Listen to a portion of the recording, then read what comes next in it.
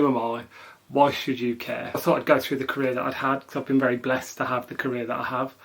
And I've learnt a lot of things along the way, from my very first job, from being self-employed all the way up to the executive roles, and now actually the consultancy business, and then the other businesses that I have opened or am opening. So I started my career very early on, boring, uninteresting, doing the usual part-time jobs. Decided to go to university.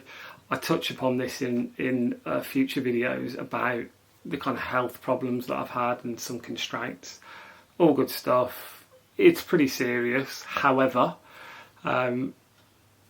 like the best stories, they have a happy ending, and I'm sat here today recording it. But essentially, I go up to uni, and in Sheffield, I got quite poorly. I already was, and I had to spend about a year on and off in hospital, and I've had subsequent visits since. But while I was in Sheffield, I got a part-time job at Sheffield United Football Club. I met some great friends, and I met a guy who was working for a business that prints t-shirts and stuff like that.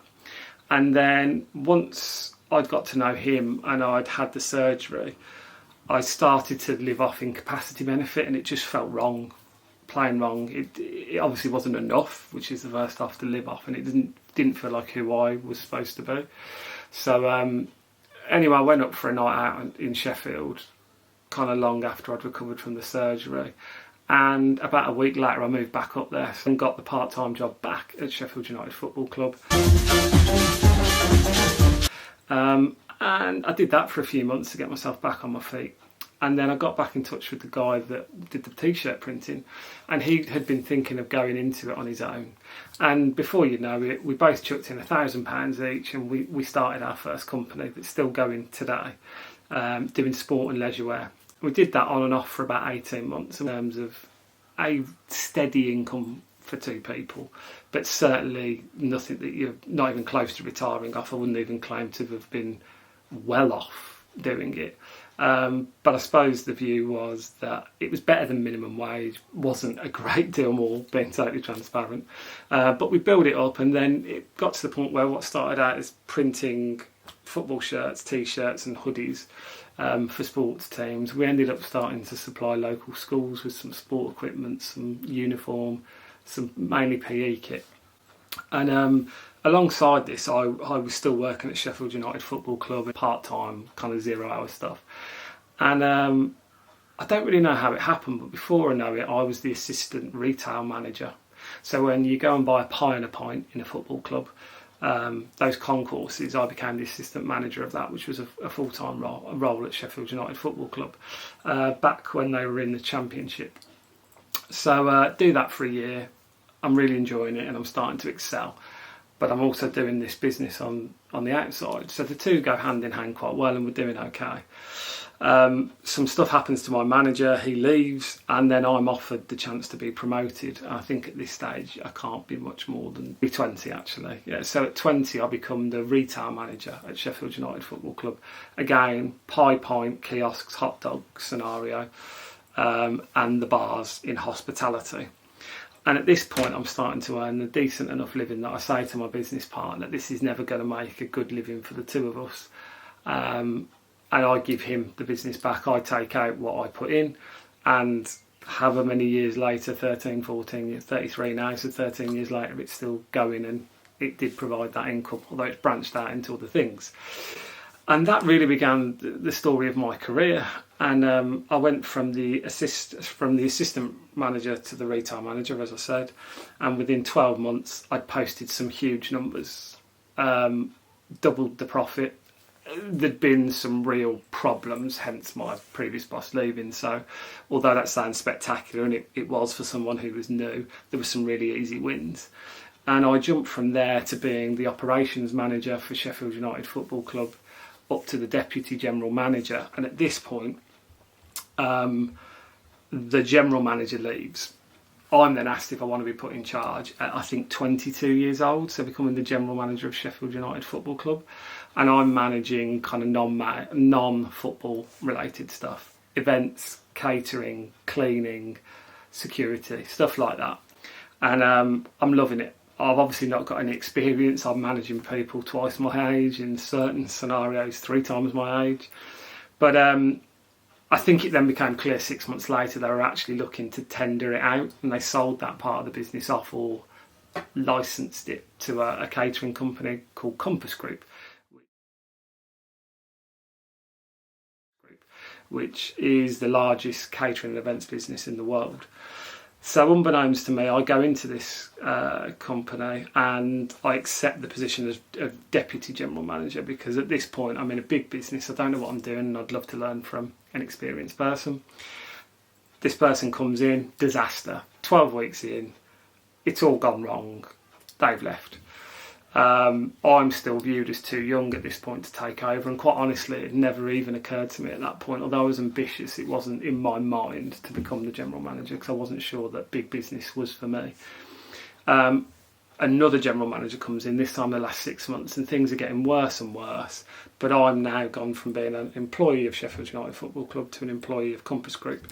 Compass Group's taking some hits from Sheffield United, and obviously I have a relationship.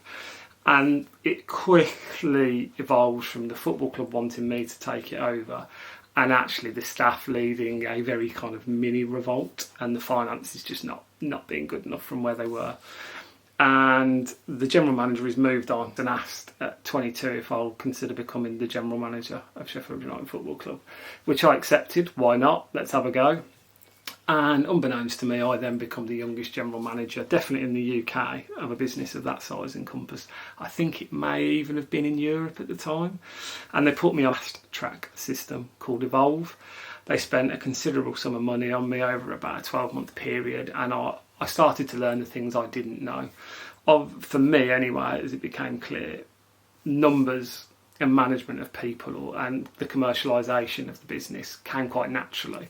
The other stuff like profit and losses at a more senior level, I hadn't been exposed to. And at this point I took over all of the business. So I'd managed accountants and HR managers and stuff when I was at the football club. But this was, I suppose, on a different level because it was in a bigger company with proper process, proper structure. And from there I really did start to excel. It became clear that I was very capable.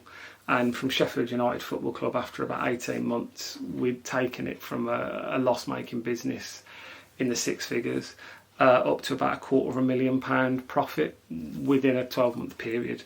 And that continued to grow. At this point, I was asked if I wanted to pick up Edgbaston, Warwickshire County Cricket Club.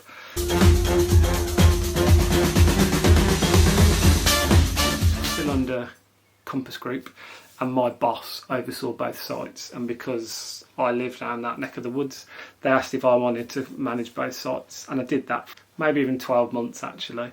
And I had the experience of doing huge England internationals, Ashes series, which was great for me because I'd only at this point understood and known Sheffield United Football Club, and the nervousness was, can you still be good outside of one area? Have I got lucky, or is this my niche? And actually at Edgbaston, that kind of taught me I knew what I was doing, and I was able to mentor someone. From that point on, as I needed to then go back to Sheffield, I'd started to make the decision that I was moving on, so I needed to tidy it up and find my own replacement, which was very unusual at my age, and I found someone that was on the Evolve course with me. And from there I went to Leicester City Football Club.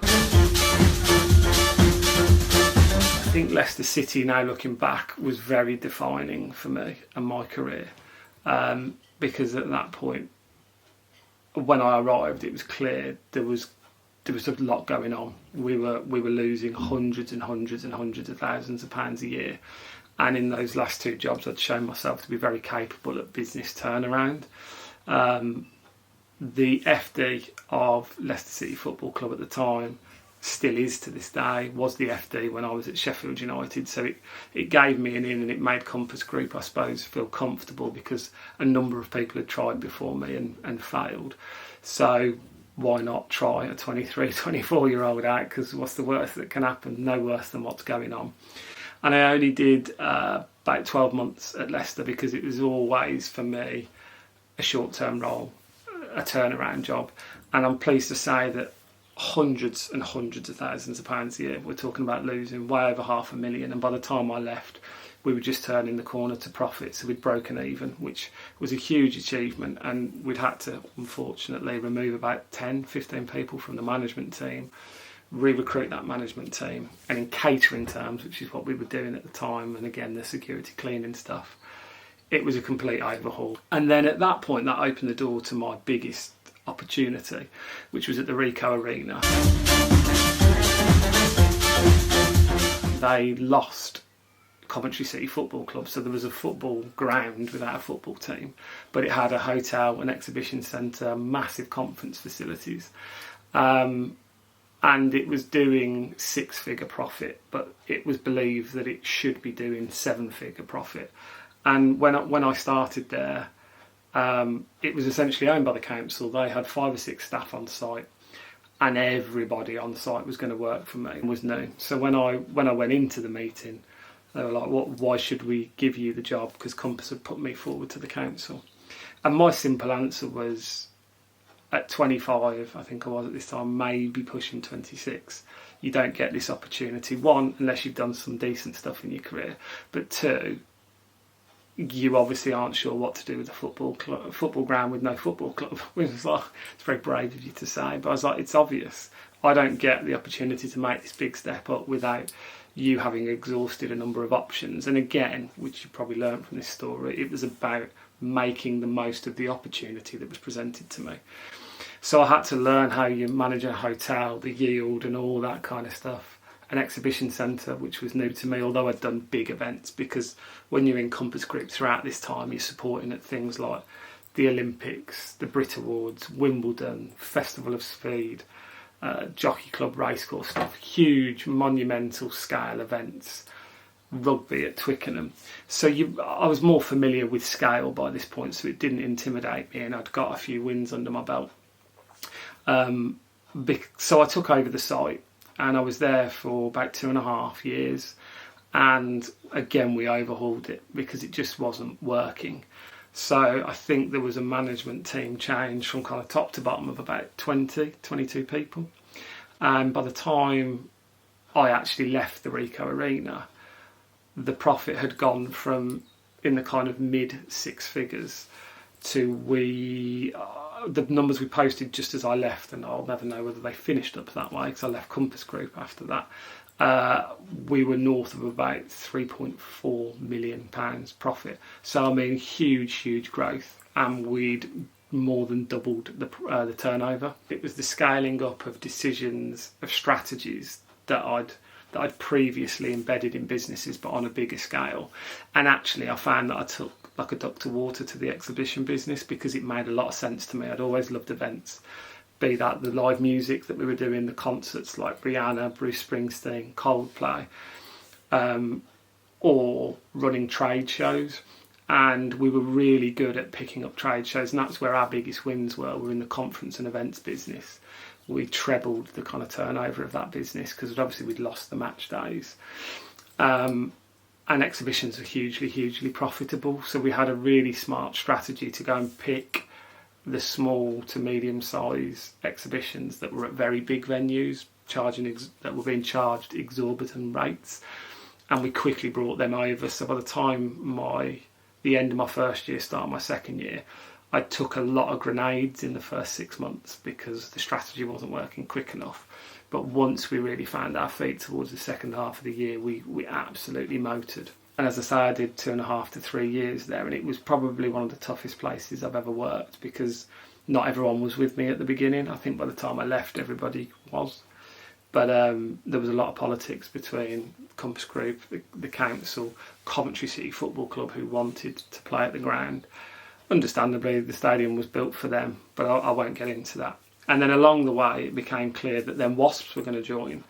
And I oversaw the handover to Wasps because at that point, Wasps made the decision that because we were making really good money, and all credit to them, they bought the stadium and they took everything in-house and just left Compass Group with the catering. But at that point, I made the decision that that's just not enough for me. I'd long since, I suppose, outgrown, in my own opinion, just being consumed by catering. Although I'm a foodie, it was never the motivator for me. It was the dynamism of the Rico Arena that really attracted me to that, and the variation of work and revenue that I loved. But at that point, one of the exhibitions we'd been hosting was called the Insomnia Gaming Festival.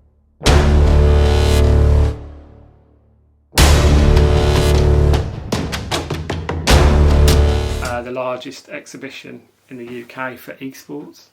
And that was one of the game-changing wins that we took when they lost Coventry City Football Club. We started to put that on the pitch because of the scale of the event. And I got to know the clients really well, to the point where they became friends. And when they were acquired by Game Digital, the retailer, they were asked to take, I suppose, non-executive roles. I wouldn't quite go as far as non-exec, but they were involved, but not as the CEO or the COO on a long term. So they recruited myself. I was the last one in the door, so I came in as the esports and events director.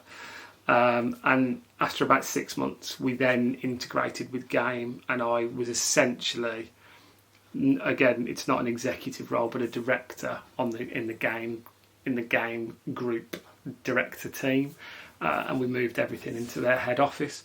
And over that 2.5-year period, I loved it. We did things like Minecon for Microsoft and Mojang, which was the largest convention of its type in the world for a single game, still is and holds those records. We did RuneFest for Jagex. We did events for Nintendo, EGX, Gadget Show. We did loads, but the pinnacle for me was the Insomnia Gaming Festival, and we moved it to the NEC, ironically, given that I'd been at the Rico. That decision was made as I was leaving, so I was kind of exempt from the decision.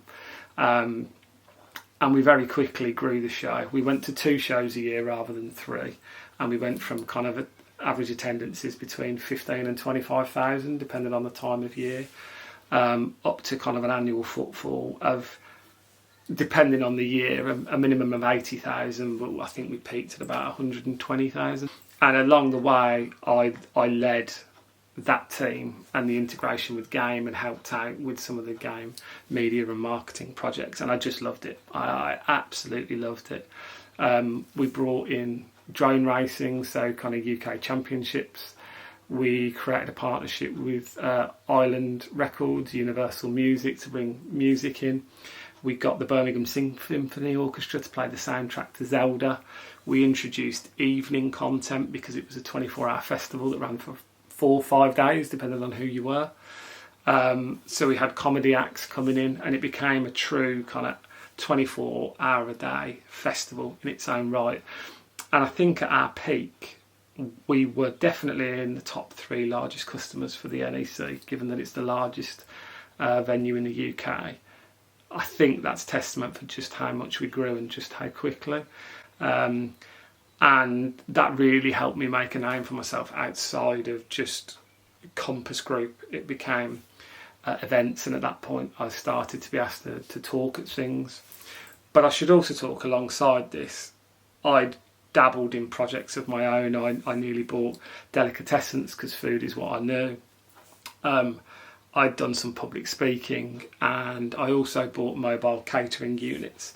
So I started to play with the idea of being self-employed again, and I managed my time and my projects like that. So 2.5 years, things were changing in Game, and I just had an amazing time there, but it became clear it wasn't going to become what I'd hoped it would, because I suppose just difference of opinions. I got on brilliantly with everyone, but I suppose maybe quite a few people started to leave and things started to change, so I decided the time was right. And at this point I'd been introduced to Brick Live, because I was looking to expand the events for Game, because although we were running some amazing events and some massive events to grow the turnover and diversify, I thought we'd stick to kind of fan conventions, and we took the licence for Brick Live.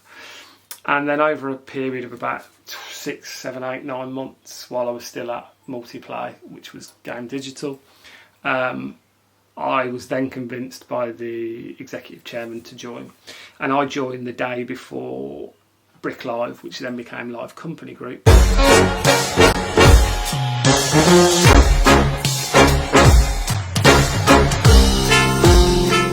IPO'd, IPO'd and went onto the AIM stock market. Once it IPO'd, I became a director, so I sat on the board. I was the MD, CEO, reporting to the executive chairman, and I ran the business on a day-to-day basis. But I will say that the exec chairman was essentially very, very hands-on. Everyone reported to me, bar a handful of staff. And we took that from about 3 or 4 people doing one show in the NEC. And I still work there today as I record these videos, albeit I'm self-employed now. But for about 18 months I was PAYE employee, and we've grown the company to 70, 75, I think 80 people at its peak. We acquired a company after 12 months for 8.5 million, which was the world's largest Lego model building company. And we went from that one event in the UK to 4 in the UK, up to 75 events worldwide now. Brazil, Argentina, China, Macau, Japan, Korea, France, Italy, Spain, Germany, America, you name it, we've been there. And I've got the air miles to show it. And although it's still a very small fledgling business, I got the experience of being a leader in a public environment, sitting on the board of a public company.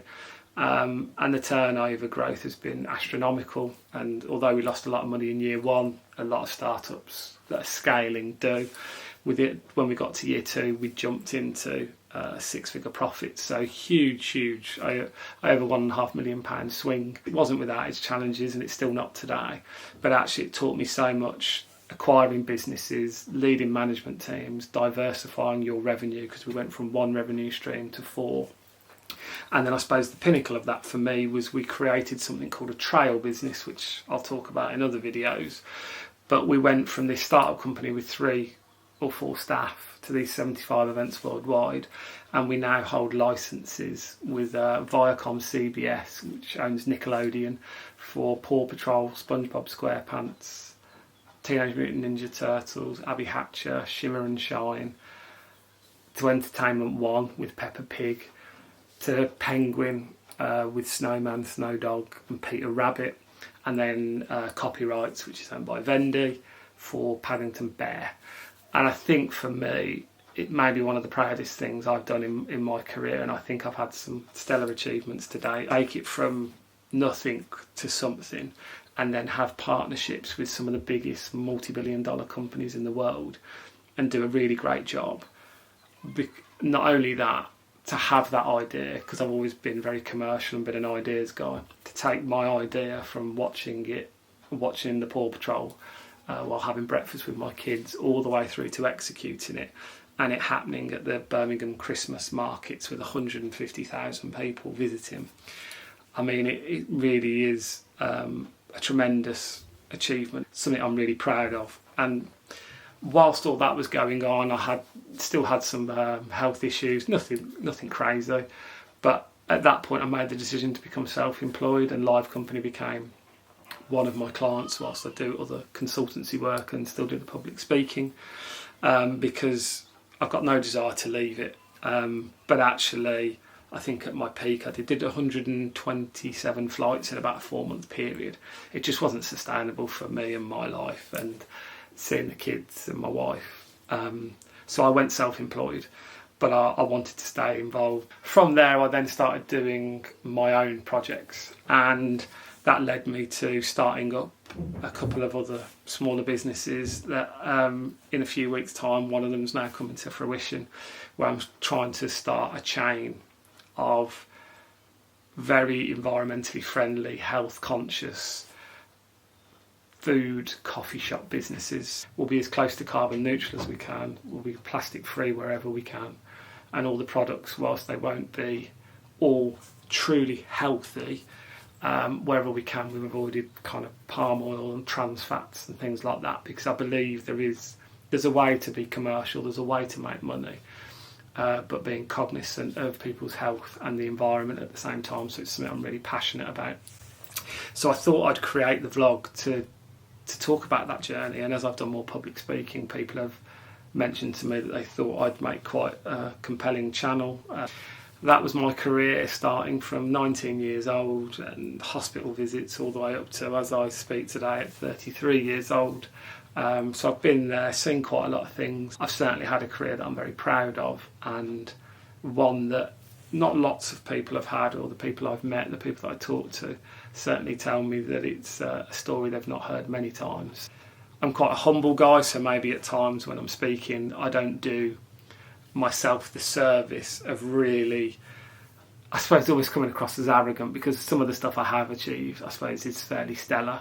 And I'll do the best I can to make sure that I deliver that to you as we go through these videos. But that's me, and I thought it was only fair if I'm going to ask some of you to watch these videos to explain who I am, what I've achieved, and what I've done, because I think it gives relevance and credence to the stories. And so please like, please subscribe, and please engage with the things you want to know. I'd love to answer any questions, or if there's anything you want to see videos on. But I'll bring you with me on the journey. So thanks, guys. Take care, stay safe, and welcome to the team. Nice one.